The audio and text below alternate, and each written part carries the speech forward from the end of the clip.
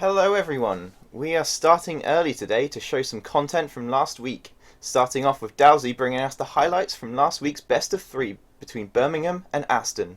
We will then be showing a weekly talk show, The Assessment, with Des, Frozen Dawn, Trid and Synergy, discussing the games and doing their best imitation of Primetime League. Here we go. Hey everyone and welcome to the NUEL's Weekly Recap. I'm your host Darcy and today we'll be recapping the League of Legends National Championship Finals between Ashton Arties and University of Birmingham Storm. This year the format of the National Championship has changed, with the top 64 teams competing in the National Championship and the rest competing in 4 regional leagues. Bi-weekly, the top 4 teams of the National Championships play a best of 3 finals as well as a best of 3 third place decider match. Also, the bottom 4 teams of the National Championship are auto-relegated, but the next 8 happen to play against the top 4 teams of each region to fight for a place in the National Championship. This Birmingham derby would break the forever second curse of Birmingham teams, as either Ashton Arties or UOB Storm would finish first. Both these teams met in the qualification rounds, with Ashton Arties beating UOB Storm in a best of 1 series. Since then, neither of these teams have dropped a game, with Ashton Arties on a 7-game win streak. On the blue side for Ashton Arties is Mexi, Jet, Wood League, MSR and Best Jace. Then on the red side for UOB Storm is Bob Saget, Synergy, Cusnir, Blue Bear and Overload. Loading into game 1, we join the teams who are pretty even at 11 minutes into the game. UOB Storm are attempting the Dragon as Overload grabs the hook onto Best Jace. Cusnir follows up with a Shockwave as Blue Bear's culling lands the kill. Blue Bear then dashes forward to secure the double kill onto Wood League as well. UOB Storm come ahead with 2 kills, the Dragon and a 1.5k gold lead. Jumping to 21 minutes, Ashton Arties have snuffed themselves a sneaky Baron. However, UOB Storm have caught Ashton out as Wood League is cut down by a culling. Best Jace becomes Blue Bear's target as the wandering caretaker does all he can to escape. Despite his best efforts, Blue Bear's mobility and flash allows him to grab the kill. UOB Storm then focus their attention to securing turrets, with Synergy tanking up the top lane turret for Blue Bear, and then the team grouping mid to tank up the inhibitor turret as well.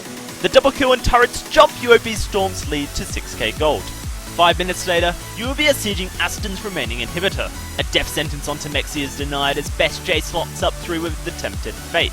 However, miscommunication arises as both Mexi and Jet try to engage. Cusnir finishes off Mexi with a Shockwave as Bob Saget slices through Jet. With UOB low, Ashton try to re-engage, however well-placed box from Overload splits Aston up. Wood League Rift walks over, but immediately has to Zhonya's as he realizes the mistake. Blue Bear picks up the kill as soon as Zhonya's ends, and UOB are back on the siege. They make quick work of the turret, and then the inhibitor, as super minions have taken care of the Nexus turrets. UOB Storm take game 1 of the series 21-7. Joining game 2 13 minutes in, we find Ashton Arties attempting their second Dragon. Synergy is lurking close by, and the jungler body slams over to steal the Drake with a Smite. Overload tries to get his teammate to safety, but an auto attack from MSR finds the kill. Aston are unhappy as Overload makes the mistake of face checking the river. Blue Bear's trust was misplaced as Fake Core knocks the marksman up and MSR grabs the double kill. Overload tries desperately to flay Aston back, however MSR is hungry and secures the triple kill as well. The 3 kills evens the gold with UOB Storm. 6 minutes down the line and the Dragon has just spawned and both teams want a piece of it. Wood League goes huge with a 4-man Shockwave. Best Jace then follows up with the 5-man Glacial Fissure. Bob Saget going huge, decimating Jet, and then dunking Best Jace. Mexi is short to follow. MSR finds themselves on the wrong side of UOB, and Blue Bear sends them back to base. The 4-for-2 secures UOB Storm their second Dragon, as well as a 3k gold lead. Remarkably, after that fight, Ashton Arties hold on for another 28 minutes. UOB Storm press their advantage and are attempting to take their second inhibitor. Overload lands a hook onto Mexi, who dice and slices towards Blue Bear. Synergy and Saget tank up the Shockwave, allowing Cusnir and Blue Bear free damage from the backline. A box from Overload forces Aston to retreat as Cusnir claims Mexi. MSR is turned onto as Blue Bear flashes forward to pick up the kill. Jet tunnels into UOB and Bob Saget makes mince of the Void Burrower. Wood League tries desperately to escape, but Bob Saget apprehends them, claiming the double kill. With only Best Jace alive, UOB turn their attention to Aston's base, taking the final inhibitor as minions reach the Nexus turrets. Finally breaking the forever second curse, University of Birmingham Storm claim first place in the National Championship Week 2 finals. Congratulations to the University of Birmingham Storm for ending a long-standing meme within the NUEL. Make sure you tune into the NUEL's League of Legends National Championship every Sunday at 6:45pm GMT to catch the best of the UK's collegiate esports scene. The details are in the description below. That's it for this week. Thank you very much for watching. I've been Darcy, and I'll catch you on the next recap.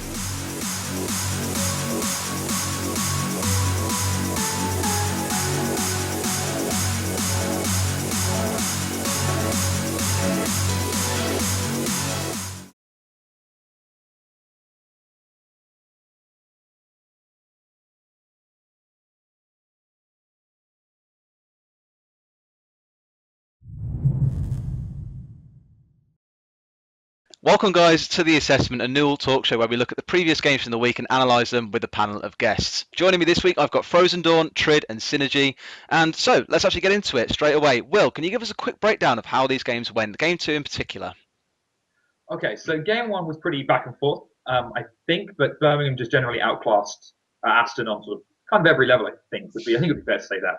And in game 2, it was, so much more back and forth than game 1. It was really, really chaotic. I'm sure the casters had a fantastic time. Both teams made a huge amount of mistakes, but overall, Birmingham managed to, I guess, make less mistakes or make less critical mistakes. And they kind of built actually a bit of team comp, which they, towards the very end of the game, finally put into fruition with the split pushing and actually managed to close the game out by those means. Absolutely. So Synergy, I want to bounce over to you. But prior to this weekend, Aston was 7-0 in the NUEL National Championship, and you, Birmingham, was 6-1. So your only loss was to Aston. What happened to turn it around this weekend and bring out a very, well, not necessarily the cleanest 2-0, but still a 2-0 nonetheless? So something we've always thought we were quite good at is being able to analyze and prepare for our opponents, and it's particularly in the draft phase. And with the format of the qualification week, which is the first time we played Aston, we basically obviously get given the fixture and then play them within like 5 or 10 minutes. And in that amount of time, you can't really do sufficient research. We had a quick scan of things like down the road PGG, what have they played this week, in ranked 5, stuff like that. Obviously, they had no NUEL games to go on either, so we couldn't see what they actually picked in competitive games. And so we made a quick stab at a draft, banned away what we thought were real target bans that were good on that patch, and I think we were just wrong in that sense. And they got a good draft, got some OPs away from us that we actually wanted, but we didn't think that they played. And then they had a really strong early game. Their jungler played exceptionally well, snowballed leads like everywhere on the map, and we had no wave clear to deal with it. So we kind of got rolled over in that sense. But coming into this week, we had obviously a whole week to prepare, did a lot more thorough research on drafts. We also had a game against them, so we knew what they played. Like, they showed picks in that game that we did not have a clue that they played at all, but now we knew that they played them, so we're like, okay, we can adapt and deal with this. Also, I think we adapted really well to the new patch. We'd spent a lot of time this week like doing theory crafting with a couple of 2 or 3 of us and talking to like other coaches and analysts from different teams and stuff. So we were pretty prepared. Yeah, it was definitely a strange week with, like you say, 6 AD carries being banned out while everyone was kind of adapting to the changes. But Trid, I want to come to you now very quickly. Mexi didn't have a good game. Is it fair to say? Mexi's game in game 2 was really questionable. I mean, there was a nice little fight I'm sure we're going to see soon where he makes a little bit of a mistake, but I think he generally just underperformed throughout the series. I think it was quite a hard one. He was, renecting against a Darius with 4 members of Birmingham sitting on him for about a minute and a half. So it's not fun. Yeah, it wasn't a very fun time for him at all. And Synergy, coming to you again very quickly, was that a game plan going in there to shut Mexi out of the game? So in game 1, kind of not so much. We just kind of wanted to take Tryndamere because it's Tryndamere on this patch and he's really, really broken. But actually, Mexi played really well. And I think it was fair to say from his game 1 performance that we did definitely want to. We saw him as a strong point for game 2. The crucial thing for us was that the fact that he didn't take TP in game 2. And so to us, that just immediately showed that we should lane swap into him, because the reason people started taking teleport was to deal with lane swaps and be able to get around the map quickly and rotate your solo laners into lanes where there's farm and stuff. And we knew that if we killed him early, there was no way he'd be able to get back to lane and he'd miss so much experience. And then into a Darius, which is already a really snowballing matchup for either side. If Renekton gets ahead, he can win. If Darius gets ahead, he can win. We set up our Darius just to kind of win on his own, be a split push threat. And from that point on, it was really hard for them to ever deal with the way that we would, go 1-3-1 and then put Kayle in the bot lane, Darius top. No one could deal with him. Absolutely. I mean, Will, coming over to you as well, the TP meta has changed big time, and Birmingham did respond very, very well to seeing the enemy laner taking Ignite and, well, frankly, completely shut him out of the game. Do you think we're going to see more of that as the weeks go by, people begin to abuse this no TP in the top lane that we might see sometimes?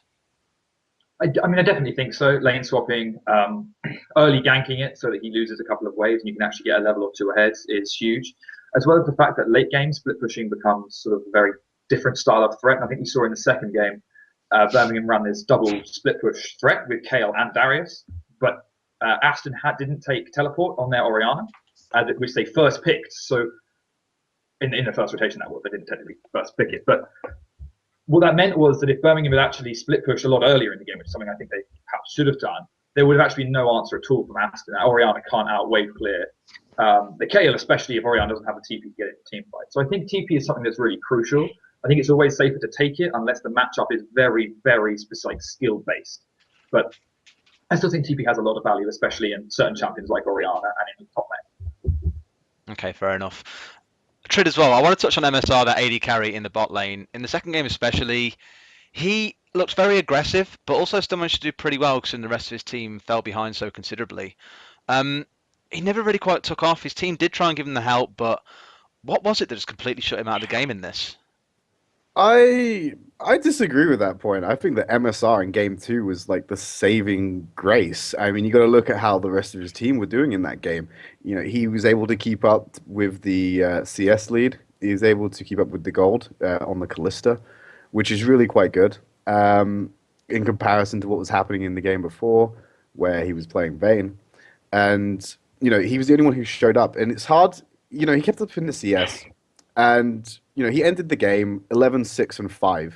He had a substantial gold lead, but, you know, it didn't really matter because his team was so far behind in comparison that it just outweighed the gold. So I don't think it's a case of him not showing up. I mean, yeah, of course he could have done more, but everyone in that game could have done more. But, I mean, he just couldn't really carry a team that heavy. He also didn't build Last Whisper. I just want to point out that he had 6 items and didn't have a Last Whisper. We had a Gragas and Darius as a huge I mean, I looked and he had QSS, Edge, Hurricane, Blade, and Bloodthirst, I think. And I was like, he had Bloodthirst in Bork, I remember that. He had 2 lifesteal items. And there was this, I mean, which is typical on Callista with Hurricane, but then you go Last Whisper. And he was against these frontline tanks. He knew how the fights were going to go. The frontline would just run at you. And he didn't, and he was like the damage dealer, and he didn't have Last Whisper. I think it's just a really critical mistake, actually. Absolutely, and we do actually have a clip that we want to jump into now, which Trid is going to walk through for you. This is one of the fights that really led to the turnaround point for Birmingham in this series. It was a stage where Cousin had been farming his heart out for a good 15-20 minutes, and then this fight came around, which really got the ball rolling for Birmingham. So Trid, do you want to talk us through this? Yeah, absolutely. So the clip you're watching now is around about 17 minutes into the game. You see that Aston a little bit away from the mid lane, but that's where Birmingham are, so they want to try and regroup there and defend this in a tower.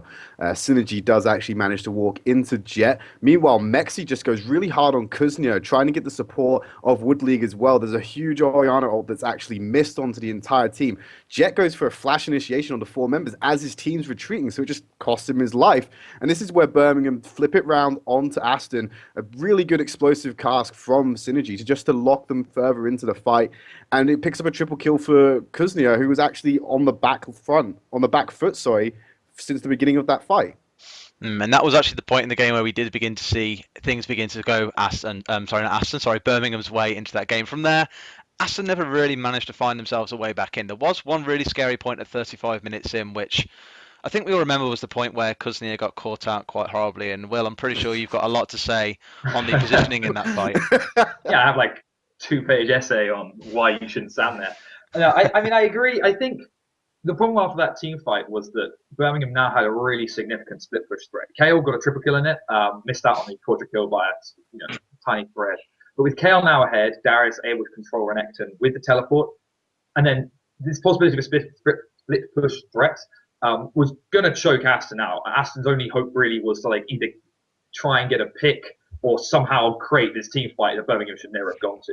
Coincidentally, this actually did happen. They got a few picks, which I think was just a lack of sort of Birmingham's either awareness or like vision control. It might be one of those things where they weren't quite used to how the vision works in the new patch, because you're not being able to fight sight wards and pink ward heavy kind of warding strategies.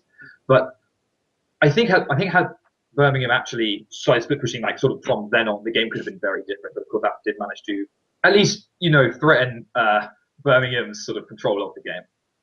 Absolutely. I mean, Synergy, I want to come to you next actually and talk a little bit about your jungler choices in these games. You had Rek'Sai the first game and Gragas in the second game. I know that those two, alongside Lee, are your favourites in the jungle. And as we discussed about very briefly earlier on, was the lack of a last whisper against a Darius and a Gragas.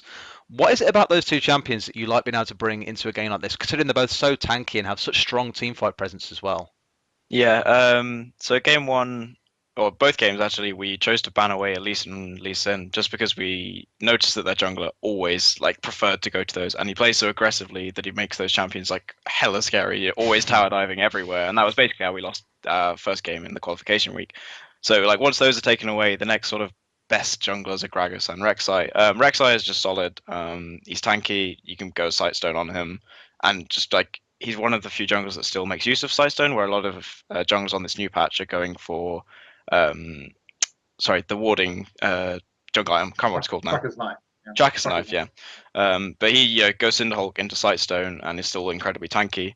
Also really solid at ganking. It's just like a super solid safe champion. And also his ability to control the map with his passive, so you can always see where the enemy jungler is pretty much. If they're anywhere near a lane that you are, it's like, oh, free counter gank here. Gragas was mainly a compositional thing. Also the fact that they decided they first picked Rek'Sai away from us, first rotation, sorry. But Gragas fit the comp really naturally because we were gonna be setting up a split push at some point, and Gragas' disengage is super strong with explosive cask. So whenever we were sieging up, like say mid, and we had Paul or Kuznia off to the side, and also then Bob Saget in top lane, if they ever tried to engage on us, it was a quick cask at them, and then we just run away. So it was really easy to set up those sieges and not have to worry about them engaging on us because they had no real hard engage aside from like a flash Bromo or a flash Oriole or something like that. Absolutely. I mean, well, preparation seems to be the name of the game this week. It's what's won them this 2-0 very cleanly compared to their loss previously. Do you think the onus is now on Aston to begin preparing for the next draft and be aware that, okay, Birmingham, I mean, no doubt they'll meet again in future weeks now as the two top seeds in the NUEL. Do they just try and ban out something away from Synergy here, or do they just try and just make sure they can secure one of these all-important picks, or maybe just open up their champion pools a little bit more? I think so. I don't think banning away Synergy is actually worth the time. The VM. No, look, I mean, I just think it's really weird to ban away like the Elise. I mean, if you don't play Kindred yet, why? But there's 5 jungle champions that are really strong. I mean, I think Aston really need to look at their pick and ban phase. Like in the second game, they banned Morgana, which I spoke to Birmingham about after, and they were like, "Why?" I mean, okay, she's a strong champion in certain specific situations against certain champions, but otherwise, you would never like ban her. And then their kind of pick and ban phase felt a bit weak, felt a bit predictable as well. Like their mid laner, as Sinji did point out, I think has quite a limited champion pool. Like Orianna, and then he picked Castin into Orianna with a comp that really didn't want Castin in it. So they need to expand their champion pools perhaps by like 1 champion each, maybe not in the jungle situation, but perhaps in the solo lanes. And then definitely think about what's going to happen in a situation where they start picking like a team fight comp. Can we actually start picking a different, really sort of adapt how they want to play the game, or at least how they want to draft. Fair enough. Okay, Trig, coming across to you now. We got very excited on the cast. Well, I got very excited when we saw Renekton locked in, and I was thinking, yeah, he's going to be great this game. He'll have a wicked time against Darius. It's a counter lane, and then as we saw, the 4-man camp on Renekton completely crushed my dreams. But Bob Saget in the first game went 2-2-8 on Tryndamere, very much so got carried through most of that game. And in the second game, he was 9-1 and 12 at the end of that, so a very, very impressive score for him overall. Likewise, Blue Bear first game, extremely hard carry. Second game, not so much. Does this kind of, you'll probably perceive this as quite a baity question, but do you think it's fair to say that Birmingham have got carries across the board rather than just in 1 or 2 individual roles? I'm going to take the bait.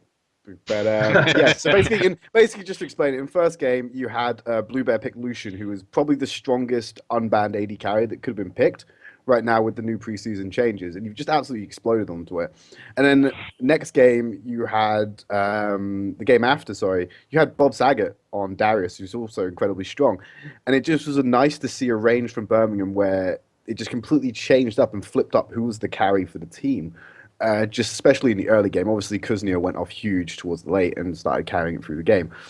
Really, I think that it's nice to see a range, and it's like the jungle and support were more stable. So it wasn't like they played really bad in game one, or really good in game one, or really amazing in game two, or really bad in game two. They were just stable and consistent, which is really what they needed in a more of a supportive role. I mean, I've got to say the jungler though. I mean, he was really underperforming. What's his name? Like Cyanide Guy or something? Like he missed a couple of really good missed a couple of really good Oh, explosive never gonna casts. let that down. Never. I mean, I'm just saying, like, yeah, we saw in the clip he landed a really good explosive cask and really like capitalized on that misplay by Aston in that fight in mid lane. But then he also whiffed a few and also baked his team to a triple kill after stealing back Dragon. So, I mean, And got outsmited at Baron. I got outside of Baron. I forgot the most important part. Sorry. Just you Sorry, guys Jimmy. wait. Just you wait. So we're gonna get What is it? Sign Vicious. Sin Vicious is the one, isn't it? Yeah. Right. But yeah, overall it was a really great performance from Birmingham, and seeing them obviously, like Will said, dropping that hashtag forever second curse that they've been blessed with for the last few years. It was really good to see them actually come out and come on top in this case. Will, we've seen other teams kind of floating around as near the top as well. Manchester Bunnies very narrowly missed out on getting into the final against either Aston or Birmingham. From here in the weeks to come, do you think you're going to see other teams begin to start competing from this top spot now that the National League is beginning to settle down, now that we're 3 or 4 weeks in? Or do you still expect from the games that you've seen so far for Birmingham and Aston to be the top two throughout the tournament? I definitely think the former. So I think both Aston and Birmingham actually showed quite a few weaknesses / mistakes in their series. And I think they're the kind of mistakes that if a team was to prep specifically for one of those teams, they could definitely capitalize on. So, if you watch some of the VODs back, you'll actually notice. I mean, I'm not going to point out the mistakes here, but if you would have watched them back, there were some things you can notice in the way certain players do things, certain habits the players get into, certain places they always wore, things like that. And this goes for Birmingham and for Aston as well. So I think the sort of top, I wouldn't say how many in the top, but there's a certain maybe top 4, maybe top 6 teams. All certainly seem beatable. Absolutely. Well, that is all we do have time for today. I hope you guys have enjoyed listening into the insights from both Synergy and, of course, from Frozen Dawn and Trid 2. Join us again next week. We'll be looking at the game of the week for this Sunday coming, 6:45 p.m. Feel free to join in and come and see all the action going down. We'll catch you next week.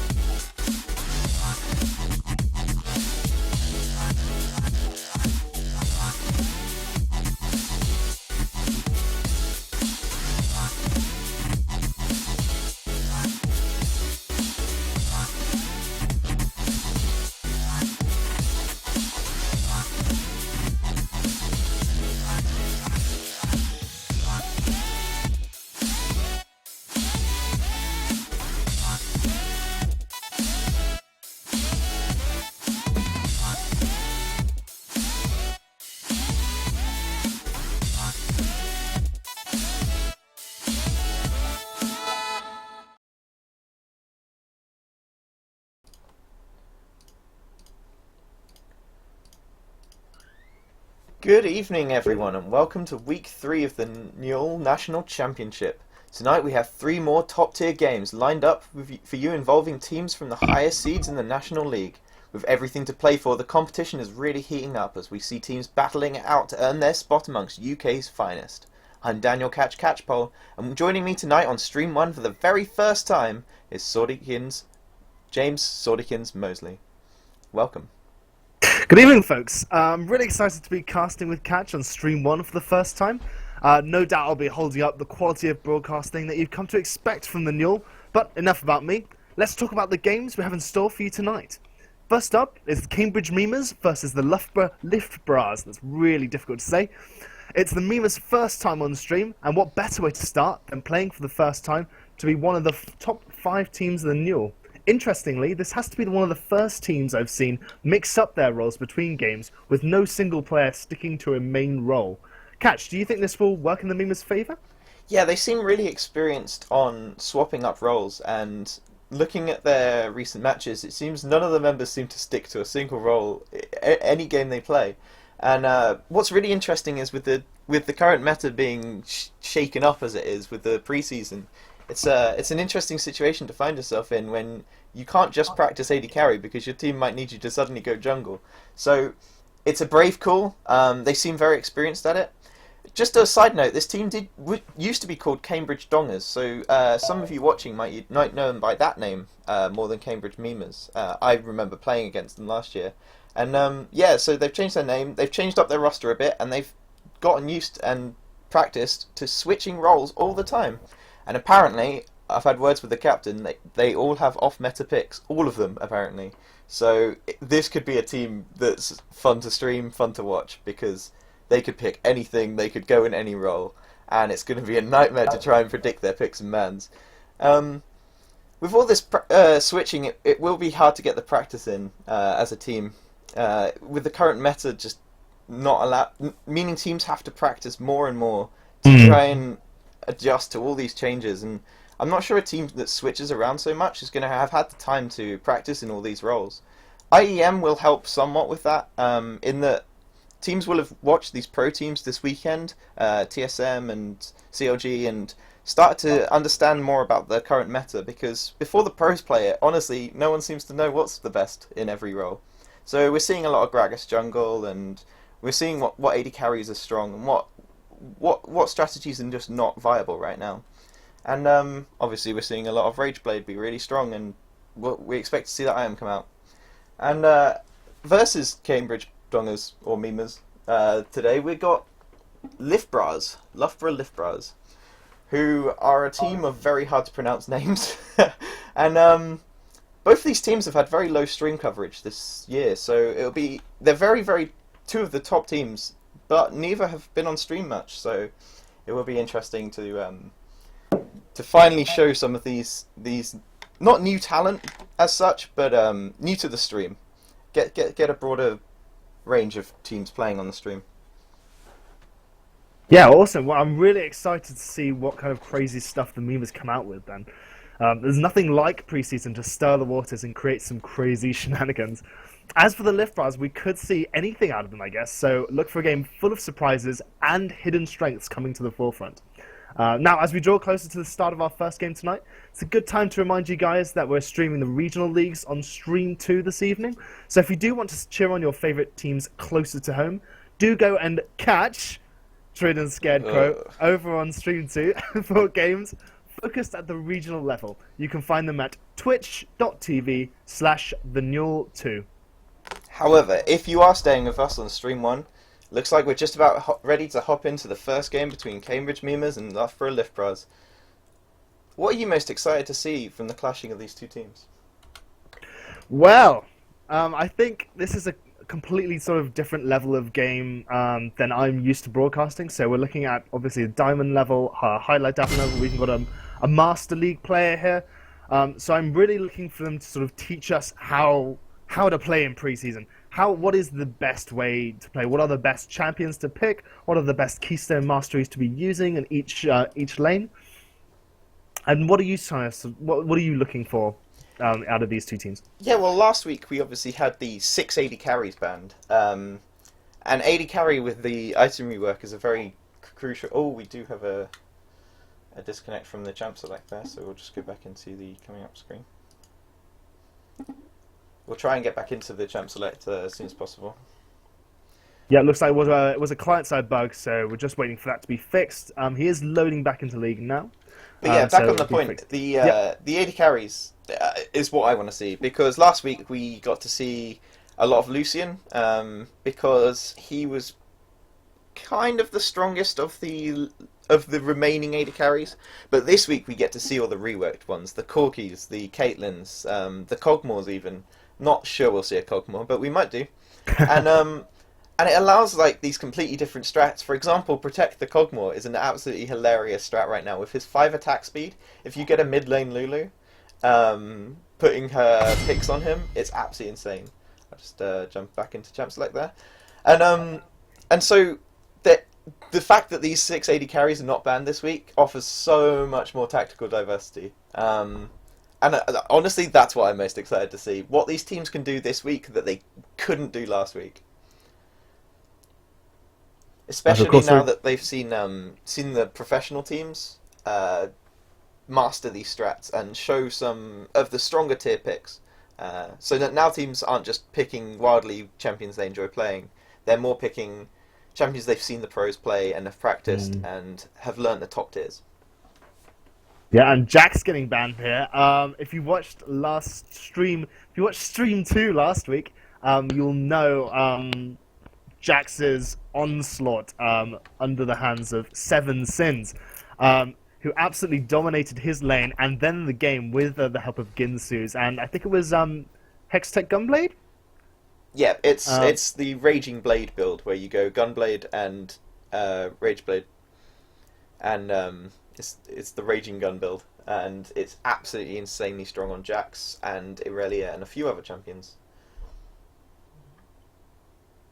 The hotfix that came out last week looked to fix some of the balance issues currently going on. For example, Warrior's Bloodlust, the mastery in the offensive tree, currently heals on crits, and it was a bit too strong on Tryndamere and Yasuo, as they get too much free critical strike chance. So they've toned that down and made it so it only works on champions now.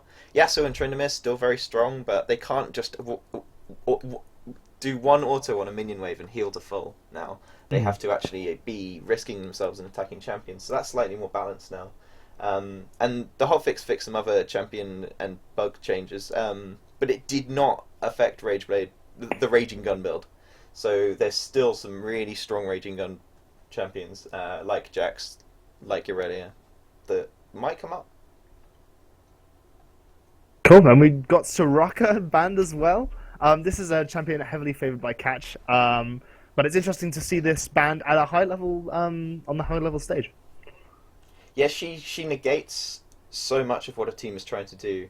She has an AoE silence, which is, I mean, her and Cho'Gath have the only AoE silence. She's way more viable than Cho'Gath though, and it can shut down an entire team's plan. Like, Lucian can't dash away, Malphite can't ult. She can just completely shut an area down, much more so than most other champions with the silence. And not only that, she also has by far the strongest healing in the game. And with the Keystone Mastery that allows you to give resistances whenever you heal, she not only heals insanely amounts, she makes the person tankier afterwards, or during and afterwards. Basically, indefinitely, they're tankier with more resistances, and she's constantly healing them. She's an absolute nightmare to play against right now. And banning her is more of a we don't want to play against this kind of situation. It's not that she's super strong. I mean, she is super strong, but she's not in a tier of her own. She's not completely broken, but she is annoying to play against, and she does shut down a lot of strategies. It could, of course, be targeted. However, as we talked about before, with Cambridge switching around their roles and players and champs so much, it's very, very hard to target ban them. Which is why maybe we see Lincoln, Liftbros, banning more conventional picks because they can't, the more OP champs, just because they can't target ban against Cambridge. Cambridge swapping around so much that it's so hard to target ban them. We see a Brandon and Ezreal being picked up, so that could be the making of a pick comp. it could. These two champions have a lot of diversity. Brand can be mid or support. Ezreal can be mid AD carry. So we're not quite sure where those two champions are going. Brand and Ez both offer a lot of poke, because once Brand gets Leandries and Ez gets any item, really, they can both stand back and poke down. So what I would hope to see out of Cambridge here is pick more of an engage, an all-in, maybe like hyper engage. They really want the Malphite, but unfortunately they banned it away. There are other champs that can engage. Lee Sin is a good one. His insane range on his Q allows him to gap close, one of the longest gap closes in the game, apart from maybe Nocturne ult and things like that. So he can jump miles forwards into this Brand and Ezreal, try and kick the Brand back into his team, that kind of thing. The Diana is also very all-in, very good gap close with her ultimate. So they've seen these two picks, the two squishy sort of long-range pokey picks come out of Lift Bros, and they've definitely changed their picks and bans accordingly. It's really nice to see that when they've changed sort of their strategy into, we're going to be diving into the people's faces, because that's what you need to do against this team. And Lift Bros accordingly pick Kale and Skarner, offering a lot of protection against someone diving in. If Diana or Lee Sin dive in alone, Skarner can just instantly suppress them for 2 seconds. Likewise, if Diana dives in to try and kill a Brand before he gets any damage off, boom, Kale ult, instantly saved. No way a Diana can do anything, and she's going to die. So, very nice counter-picking we see here. Actually, really, really nice. So, basically, the teams are completely adjusting to what the other team is doing, and picking really nice countermeasures. The Nautilus is the countermeasure to the... Nautilus is more engage. So they've at this point they've committed to, we're gonna jump on your face, and the best way to keep going about that is just pick more of it. Oh, a Caitlyn pick. So that means Lucian is not the AD, or Lucian or Caitlyn is not the AD carry here.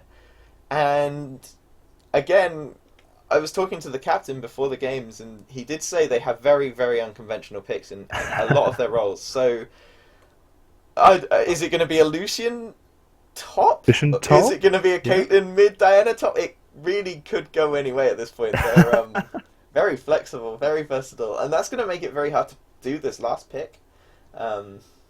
Just looking at these 9 champions already picked, it's absolutely crazy picks.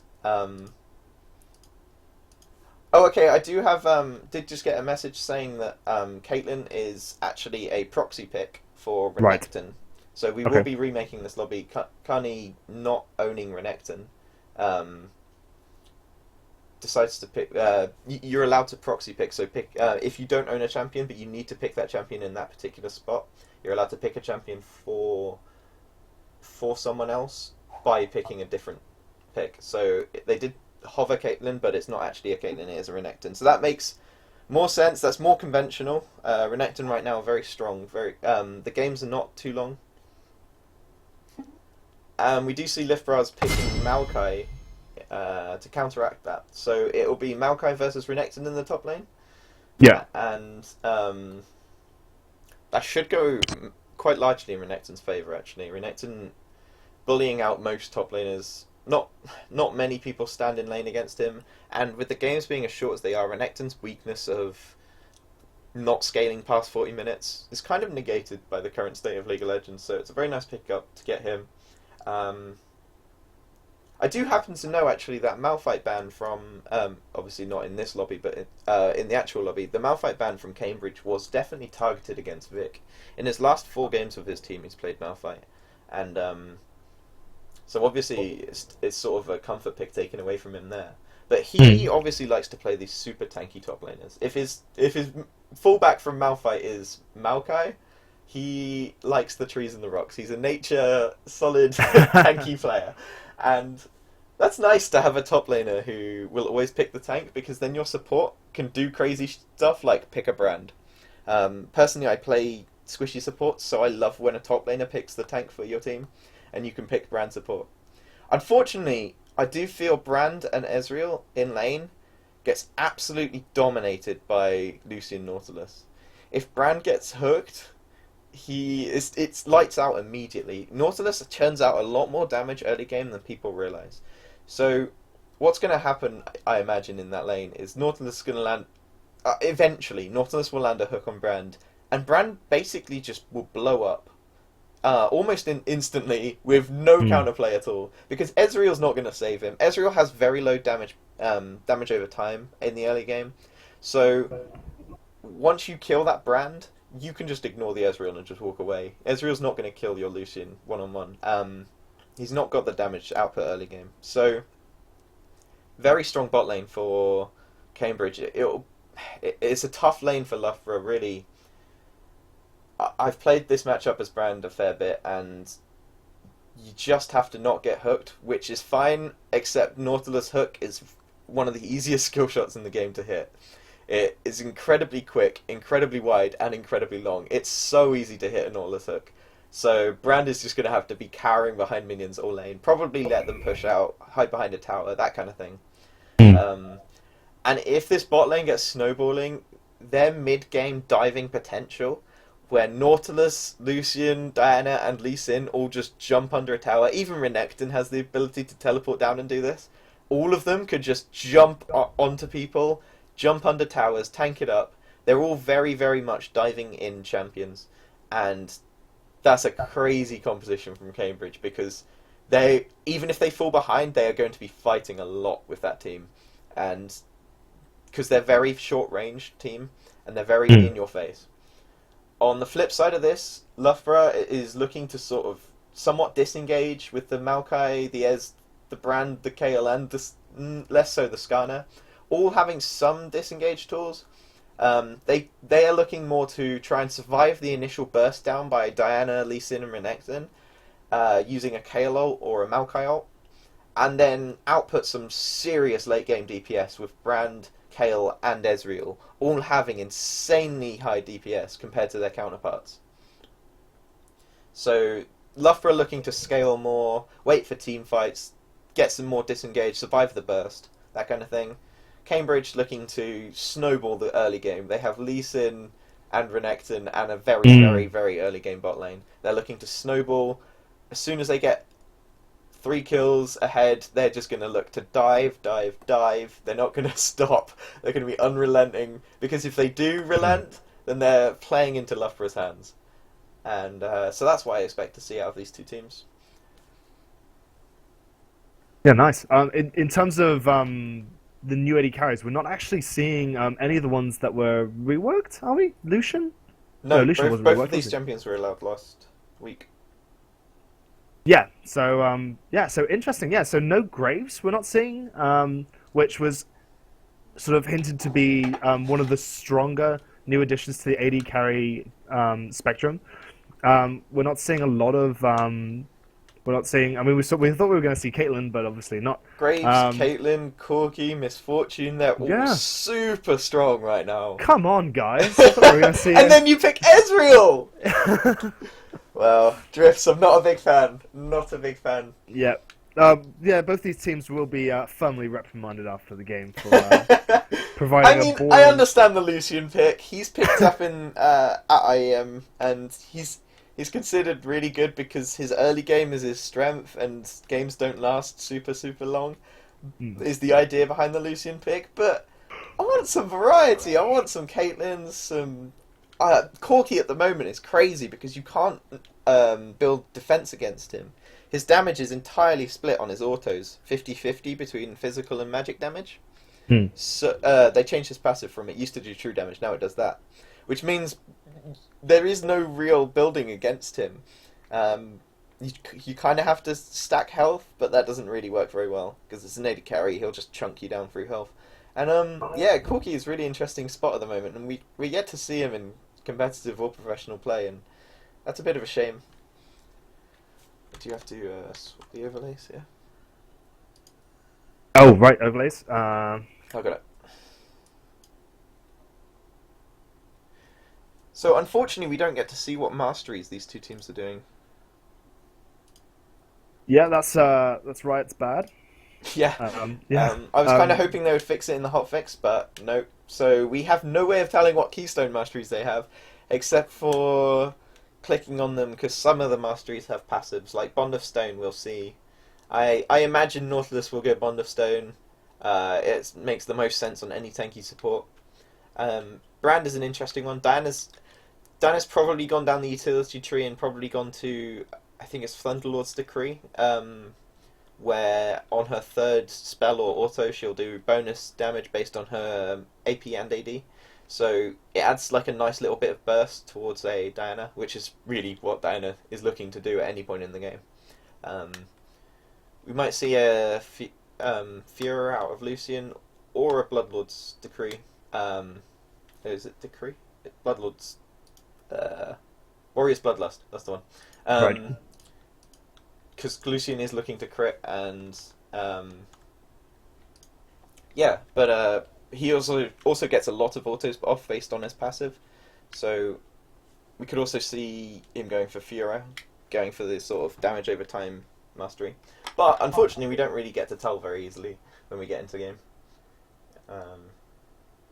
Just waiting on Victorio to pedal faster on his wooden computer and load into the game.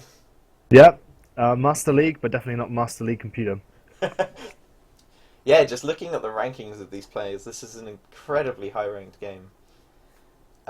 Victorio taking the lead. Yeah, very pretty boredom. Only one that managed to make it to Master out of this slot. Interestingly, very few champion masteries. I guess with the shifting meta, people have had to change their champion pool and haven't had the time to get these 4 and 5 level masteries on these champions, but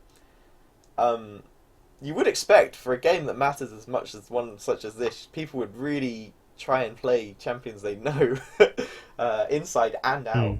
And there was a lot of counter picking, which is why some of the masteries could be excused. For example, Lee Sin and Diana both were picked purely to try and create some engage, rather than because they were comfort picks for the players.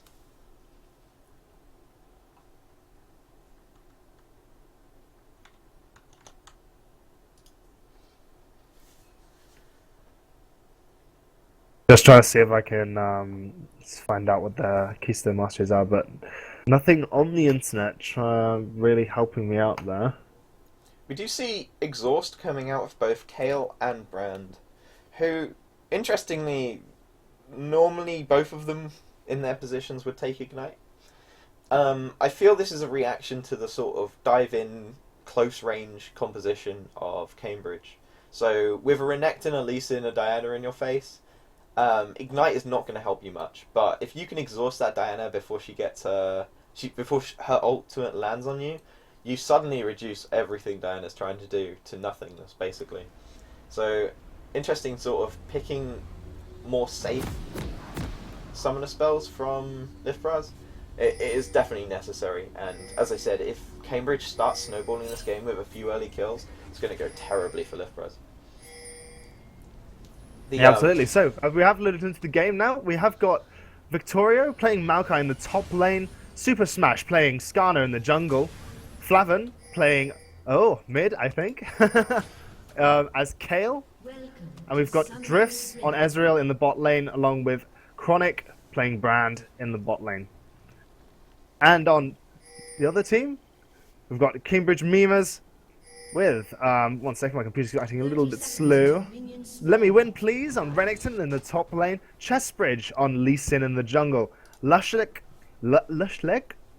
on Diana in the mid lane, Carniflexin on Lucian in the bot lane, and Maznari K in the bot lane with Nautilus. Yeah, and as we get into this game, neither team's aggressively invading. Neither team really setting up for the Skarner passive. I think that might be because Skarner passive has not been adjusted to the current minion spawning times. Although actually it looks like it's going to unlock anytime soon, so that might have been one of the things they hotfixed. Yeah, that's definitely one of the things they hotfixed, because there was a problem with Skarner where these passive nodes were unlocking far too late for teams to take them and then get back to the jungle, which should not be the case. And teams were having to ignore them and just go straight to jungle. But looks like they fixed that, so thank you, Rytek, bro. Skarners can now have that one extra cap point for the jungle stats, which is always nice.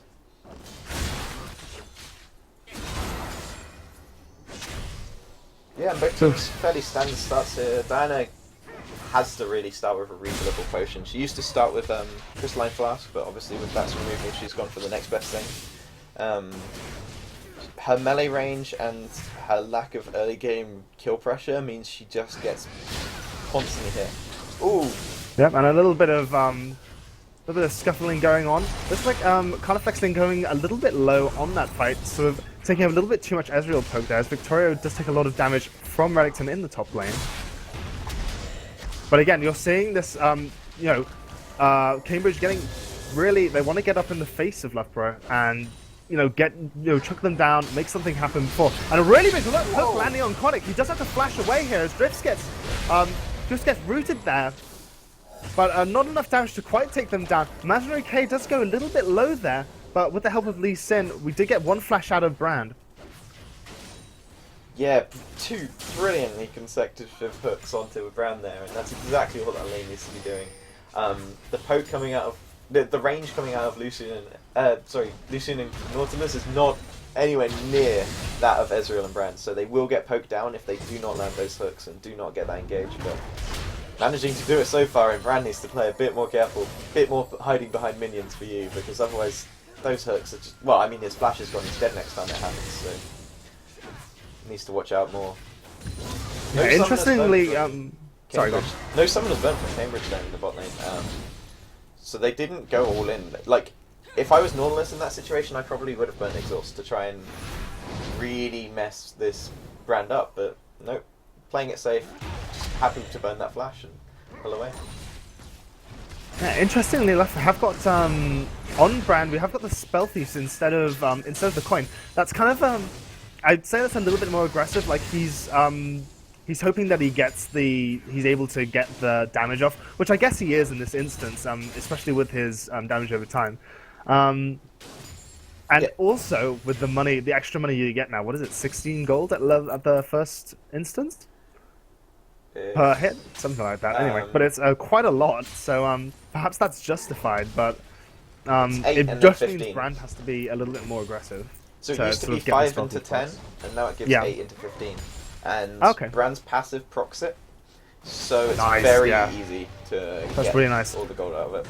So the kill, Flavin choosing to slow Diana here as Skarner goes pretty deep. He's trying to get enough, but Flavin will have to, but Lushlick will have to flash away and get away there. Renekton going pretty low here. Oh, he just gets another auto off, managing to get first blood for Cambridge there, as Chessbridge has to back out, not able to take down that Maokai by himself. A really big loss for Cambridge there. Yeah, Lemmy going into that with very low health. Vic really should have seen the game coming, considering as a Renekton on 100 health running at you, there's probably someone else here. Oh, exhaust from Flavin. Dinah going too deep. She's staying way too long. She needs that CS, but Kale with the slow, there's too much for her. Gets taken out under her turret.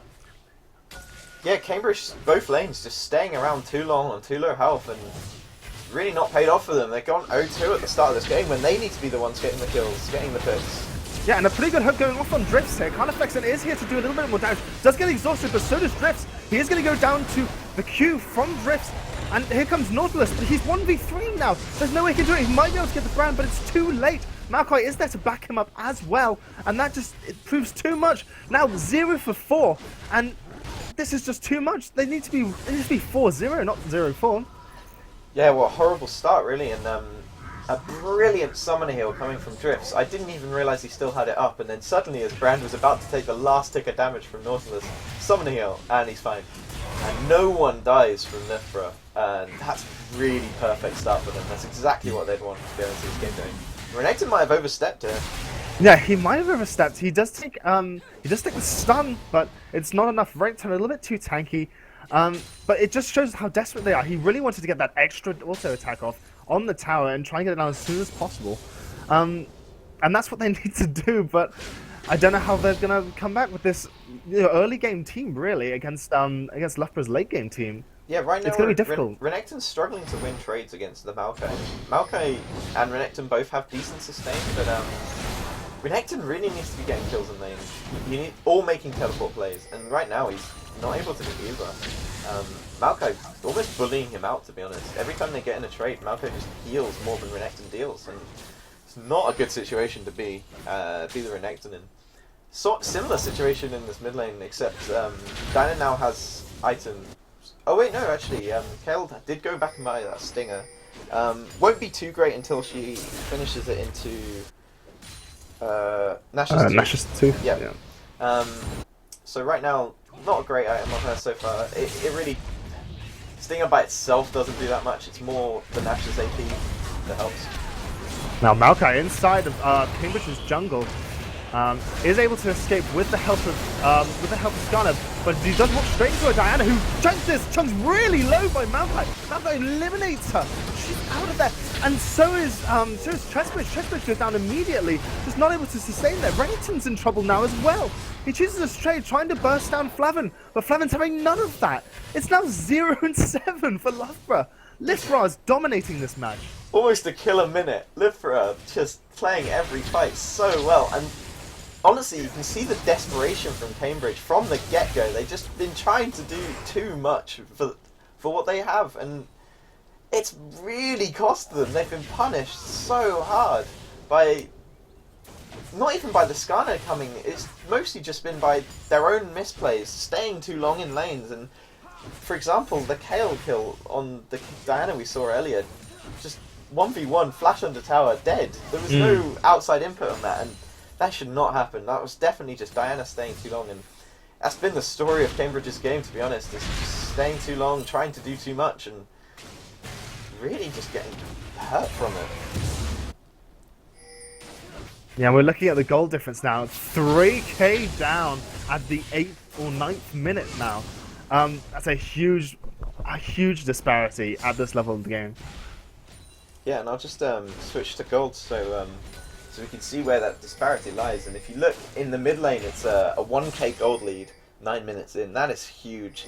9 minutes in, if you have like a giant's belt over your lane opponent, you are going to win every single fight you have with that person. And in the top lane, we also see a 1k gold lead. It's the AD carries are the only ones that are even, really, and the supports are fairly even as well. Brand having more from the spell feed. I don't imagine anything will come from this top fight. Renekton should just get away. No, he'll just slowly lose health in comparison to Maokai. If anything, just for the superior items. Yeah, he's trying to fight it and make it a little bit worth, but it's just not. He needs to be concentrating on farm now. Although, yeah, I'm telling a Renekton to farm, so obviously that's not going to work long term, but he has no choice. And this is going to be an easy dragon for Loughborough unless Lee Sin can get the clutch W off. He does go in, gets the smite, that's going to be a steal, but will he get out of life? He is going to burn Flash on the way out. And yeah, brilliant steal there. Maybe that's what they needed. Yeah, they didn't even have to have Renekton teleport down. Renekton did have the TP advantage, but they didn't use it. Renekton instead just keeping Maokai in his lane, and brilliant steal by Lee Sin to get it and get away. We've seen some incredible Lee Sin play last week, and now we see it again. It's really impressive to see Lee Sin just making that mechanic to outplay over Dragon Wall. And yeah, it's nice, but they are still 1 tower and 7 kills behind. Yeah. First Dragon doesn't help you very much in the early game. It's more of a mid to late game stat boost where it boosts your AD and AP percentage. But no one at this point in the game has that much AD and AP. So honestly, this Rift Herald by Loughborough might be more important than that Dragon Fate. It's nice play to see, but might be a bit inconsequential in the end. Yeah, Rift Herald does go down to Loughborough. Lee Sin not around to steal that one, but yeah, possibly more important. Bot lane getting pressured pretty hard here. The tower could go down. Nautilus isn't there to help, but I think Carnifexen is ready to back up here. Oh, he's going to burn ult. Does get poked down a little bit, but the tower will stand for a little bit longer. Yeah, tried to use that ult to wave clear, but just get instantly brand stunned there. Knocked out of it, but managed to save the tower anyway, and now Nautilus is back. Should be able to not be pushed in too much. Brand has a lot of pushing power, but Ezreal not so much, so they should be able to clear out these waves. The problem is going to be if Skarner comes or if we see a Maokai teleport. Currently, Brand has reached a really nice point where he can he can deal so much damage to this Lucian that if ever a Maokai gets a root or a Skarner gets an ult or a stun, Brand is just going to finish the Lucian off by himself. And that's the beauty of Brand support, really, is at this point in the game where you can almost one-shot the AD carry yourself. It does scale off quite poorly and does have a risky start, but very, very nice at this point, and Lucian has to be super careful. Lee Sin is going down there to relieve some pressure. We just keep seeing in this top lane the Renekton get bullied out by this Maokai, and that's really not what you expect to see. Oh, and the hook does land on Drifts. Drifts now in trouble. The burst is too much. He is going to... No, he gets flashes away from the W. Just managing to sneak away from Lucian there. Oh, it was just so close. My goodness. Yeah, that was a knife's edge by Drifts there, just managing to survive, but does have to face anyway, and that will not be the first kill on the scoreboard for Cambridge, but they do get a nice chunk of damage on this tower, and they do assert some dominance in this bot lane. As I said before the game, their bot lane's so much theoretically stronger, had a bad start, but if this Nautilus starts landing hooks on Brandon Eds, the damage coming out of Lucian is still very high. Oh, and Lushlet completely mistiming that, or not mistiming, just didn't know that Skarner was there. Gets a little spooked, flashes away, possibly wasted there. Yeah, and Diana with no flashes, a Diana with no escape. So this could be capitalized on by Skarner. If she ever goes aggressive at the wrong time again, she does not have that, and Skarner will just straight up ult her, and Kayle has the damage now with Nash's finish to kill her in that Skarner ult. She's looking to go Abyssal first. She needs to survive this 2-0-2 Kayle. Even the Maokai right now is dealing a lot of damage with his level advantage on the Renekton and on Diana. So Abyssal is going to help her a lot here. Even Ezreal deals a fair decent chunk of magic damage and Brand support, obviously. So magic damage is definitely the order of the day for Cambridge here. It might help them that they sort of only have to build one type of resistance. If they get one magic resist item for all their front line and then have a fight, they might actually somewhat make up for that gold gap by having more efficient defensive items. But it will be on them to outplay and to get that dive in without a Kayle or a Maokai ult disrupting it all. What I'm liking at the moment is that Cambridge have slowed down the pace a little bit, but not too much. So just so that they're not overstepping their bounds, and they've sort of regrouped a little bit more control since the Dragon's Deal. But I still don't think it's gonna be extremely difficult for them to come back. What do you think they're gonna have to do to come back from this? So I think right now this Diana needs to sort of go roaming with Lee Sin. There's not much point in her being mid lane and just farming. It's not going to help her win the game. Right now she and Lee Sin needs to make some picks in whatever lane possible. They could even kill this Maokai, but her and Lee Sin roaming to a lane. But if you look, Loughborough's vision in this bot side of the map is really, really deep. So it's not going to be very possible for her to do it bot side. And they even have two wards inside Cambridge's jungle in the top half. So until they clear those wards out, there isn't much ways for this Diana to do anything right now. She can't sit in lane, she can't roam, so they need to sweep these wards out first and foremost, and then they can start thinking about grouping up the Lee Sin and the Diana, the sort of dive buddies, as it were, and make some nice ganks in preferably bot lane, as Brand is super vulnerable, especially with a Nautilus ult. Almost always in range of them. So probably just group up. But right now we see Loughborough's going for Dragon. Number one for them. And Cheswick is here once again to steal it, but will he manage to get it off this time? He is being no. Brand is there to keep him away and guard the red this time. They have learnt from their mistakes, Loughboroughs. So it's going to be their first dragon. They're now even on dragons. And they're going to just take more control of this game now. Yeah, 16 minutes in, they have so much control of the jungle. They can, of both, because they took top and mid tower, they have complete control of top side jungle, both sides, and oh yeah, and Victoria going pretty deep on Lushlick. She does have the damage, she does have the sustain, but maybe not with Super Smash's ult, putting her back, pulling her into the clutches of Loughborough. And it's going to be too much. They're going for the inhibitor turret now as Brennington and Lucian not able to get back in time. It is going to go down. Will they push the inhib? Looks like they will sort of go ahead for it. Lucian and Brennington on their way back to try and defend this, but they left it open. And it's going to be the inhib down. They're going to get straight out of there. And that's a free inhibitor. And this is the kind of play we were expecting to see out of Cambridge, where they just don't care about towers. They just tank it up with their top laner and dive, kill someone, and then just push down. But Loughborough just turning the tables on its heads and doing it to Cambridge 17 minutes in with a late game comp.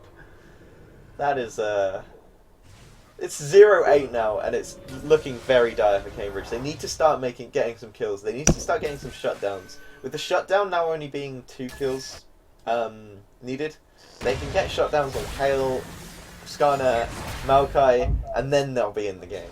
But until they do that, they're really just clinging on for dear life, just hoping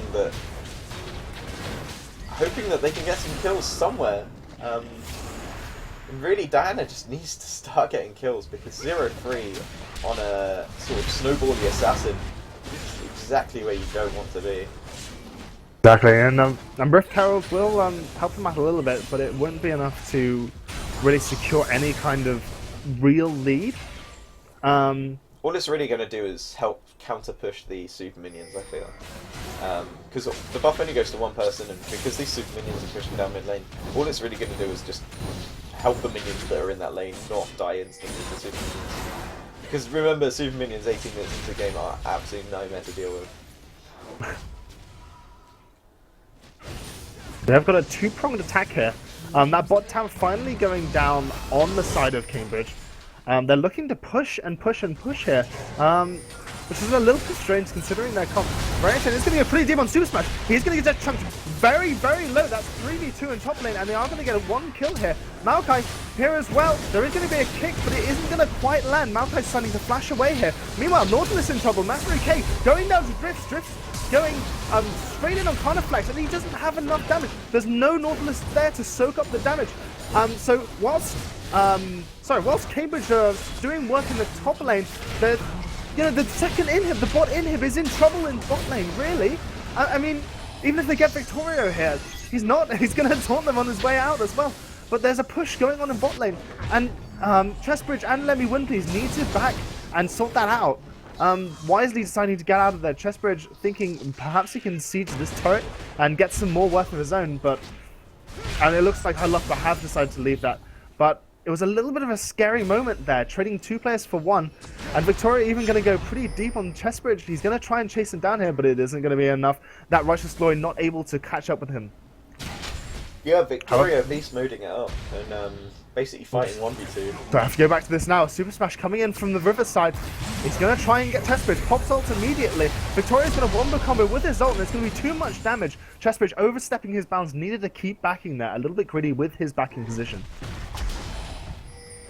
Yeah, and I mean, Super Smash did run all the way from bot lane, I think, and so it's a bit unexpected that the Skarner would be there. They did have vision of him when he was helping out with the bot lane fight, so probably just expected him to base or do some jungle afterwards. Baron is spawned now. Yeah, but here comes Baron. And straight if there is a single play that we were expecting to see Cambridge do, this would be it. Not what Loughborough. And they're going to get it. And that was completely uncontested. There was no way that Cambridge could even come close to that with an inhib down and their minions pushed out. It's good, but surely it's going to be curtains for Cambridge now. Yeah, and the thing is, that Kale build is terrifying now. Earlier, when she's not so strong, she was getting the kills. And now she's got the items, and she's just going to tear through this game. She's got the Rage Blade. Apart from diving all in, but the problem is, Loughborough picked really nicely against diving comps. They picked the Kale, they picked the Maokai, so even if you do dive in on this Kale to try and stop a DPS, she's just going to ult herself, or Maokai's going to knock you away, or Skyner's going to ult you off her. Like, the dive-in attempts by Cambridge at this point, due to them being so far behind, is probably not going to work out. Their best hope is that they insta-kill a Grand or a Kale. Their best chance is if they insta-kill the Kale, before she gets an ult off, she gets CC'd, she dies, at that point they have a chance because the DPS from Loughborough at that point relies on the brand and the Ez, which is fairly low DPS, higher burst, but low DPS. And at that point they might stand a chance, but catching this Kale is really, really, really big ask, especially as it's Kale, and well picked by Loughborough and brilliantly played in the early game to accumulate this lead, and it's really paying. Yep, and that's going to be the second dragon down for Loughborough now. At least they're not anywhere near to seal this one. And the snowball continues. Yeah, I mean, they're not doing too much with their Baron buff yet, but they still have a third of it left, and looks like they're sort of making their way bot lane, trying to push with this minion wave, get this inhib tower, get the inhib probably, and there's not that much Cambridge can do about it. Their wave clear consists of Lucian ult. That's it. And Victoria is going to get clear. There isn't going to be much. The Nautilus ult does go down onto Kale, but it's not going to be enough. He gets torn down immediately. Oh, Chestbridge has also gone down. Sorry, he's the one who's gone down. That means the inhib is going to be easy work, easy pickings for Loughborough as they go to work on the undefended middle inhib. And that's Baron buff well used, I would say. Absolutely. They very fortunate that they had a minion wave pushing down bot lane. I don't know if they set it up or not earlier, but brilliant decision making to have a shot call to go to the bot lane, push his 5. Nothing, as I said, nothing Cambridge could do apart from the Lucian ult to try and clear a wave. That is nowhere near enough at this point. It can just be tanked up by a Malguy, so absolutely no wave clear, no way of stopping the Baron up minions, and it's just going to take the tower. And Cambridge there tried to sort of, they half-assed a fight. They sort of went in, sort of didn't, and it ended up almost killing Nautilus and actually killing Lisa. So unless they can be more coordinated and really kill this Kale before she gets her ult off, it's curtains for them, as you said earlier. We've also got Ezreal with his completed Muramana now. He's going to be even more threatening if he wasn't already. He has a lot less CS than Lucian, but I think you expect to have him have a little bit less. Whoa. And yeah, sorry, as we see, Let Me Win Please getting completely caught out here. Sorry, completely missed that. Loughborough coming in onto Chestbridge, and he just gets, onto Let Me Win Please, and he just gets annihilated. Doesn't Victoria did a Superman impression. Grasping rooted from a mile away, and goes halfway down the lane and roots him there. And that is a squishy Renekton right now. He, despite being behind, he's gone for 2 sort of damage items, and just gets melted. Yeah. And this might be game very soon with 3 downed inhibs, and there's the kill, and here's stopping the catch, everything. But Harald does go off, and she's going to go balls deep. They know they've got this fight in the bag. This is just showing off, I would say. So yeah, there goes. We've got Lucian down, we've got Nautilus down, if at the cost of Flavin, which we wanted to see destroyed anyway. Let Me Win Please, trying to dive in, make something happen. Drift does go pretty low, he does get caught out, but it isn't going to be enough. Chestbridge is in the fight as well. Lushlick trying to make something happen, but she doesn't have enough armor or of anything really. She doesn't do enough damage. She's not able to take out any of those squishy, take out Brand really is what she was going for.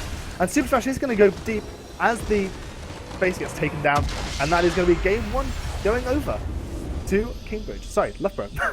Wow. Sorry, Let Me Win Please. They're not listening. They're not going to let you in. That was an incredibly fast game in the exact opposite direction to how I thought it was going to go. Wow. Alright, Yeah, and we're going awesome to head game. to break now as we decide what game to stream next. Cool. Stay tuned.